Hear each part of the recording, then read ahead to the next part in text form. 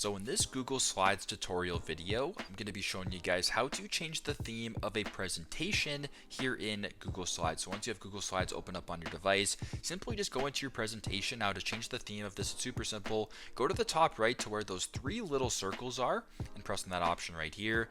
Then once you're on this screen, you can go ahead and about two options down, so right below where it says Q&A history, it says change theme. I want you to press on change theme right there.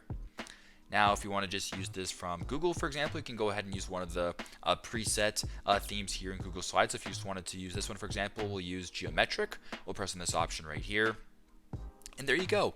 We have now changed the theme of the slide. So if you wanted to add a new slide, go to the bottom right, press on a new slide. Now, if you wanted to add a new slide for whatever reason, you can go ahead where it says section header and press on that, and the theme of the presentation remains the exact same. So that is how you guys can change the theme of a presentation here in Google Slides. Thanks again for watching, and I hope this video helps.